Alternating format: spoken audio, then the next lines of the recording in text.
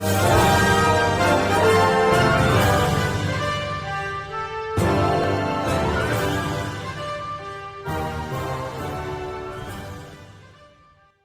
you, how you doing? This is the Rabbit Raccoon with a Rabid report and review of an HBO show for you to watch and binge on. I've mentioned Sharp Objects before in passing, and I thought I would do a quick review on it for you. And I can't even talk this morning. I highly recommend this show. It is based on a book written by Gillian Flynn, who wrote Gone Girl and a couple of other books. Um, if you've seen Gone Girls, the movie, it stars Ben, I am not Batman, Affleck. And this show stars Amy Adams, who is also known in the DC world as Lois Lane. Is there a connection there? So basically, I didn't like the show at first because, like I said, Amy Adams was in a drunken stupor, drinking vodka out of water bottles like it was going out of style. Okay. Well, it comes to pass that it makes sense. So the synopsis of the show is that Amy Adams is an investigative reporter, and she goes home to her hometown to report on two mysterious murders of two young girls. But while she's at home, she has to deal with the ghosts of her past at the same time, and it's not pretty. Okay, so that's all I'm going to tell you because I don't like to spoil stories. Let's just say, ooh, almost sounds like there was a car accident outside. Did you hear that? Wow, even scared my cat. Doesn't take much to scare her though.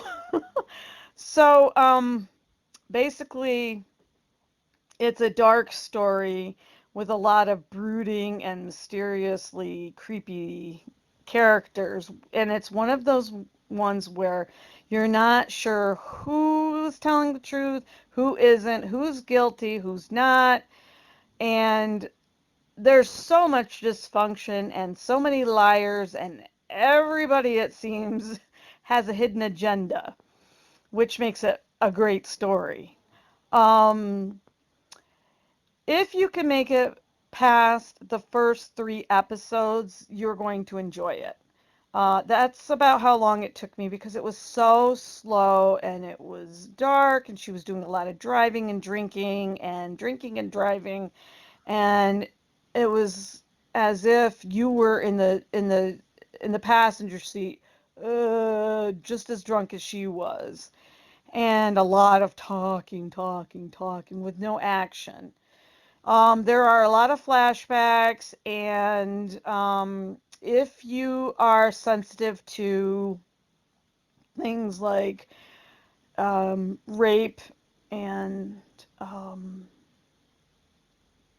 yeah, rape, things like that, you may not want to watch this uh, because it is touched upon. Um,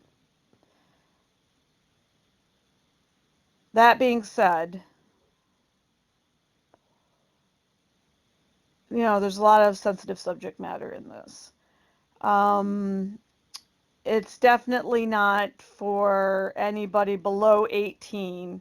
I know a lot of parents are pretty liberal with what their children watch, but 18 is the minimum age of watching for this. Uh, it has some great actors and actresses in it, but I was shocked to find out that Elizabeth Perkins was in this. I didn't recognize her. I mean, she was one of those people where I looked at her and I went, I think I know who that is, but I'm not quite sure until I saw her name in the roll call at the end in the credits. And I went, "Oh my God! She didn't look so great." But of course, half the town's drunk. So, so it's interesting because Amy Adams' character moved out of the element of this small town. So she had a different way of thinking and she got away from the unhealthy element of small town thinking. And coming back to it, she kind of stood out. And there was a New York cop that got involved. So, his knowledge coming into this and then dealing with small town cops, and a small population, it's interesting the interaction between the two. So, the ending is good, the characters are great, the setting is oh, it's so good. It's got that southern feel to it, a small town feel to it. The characters are easily relatable.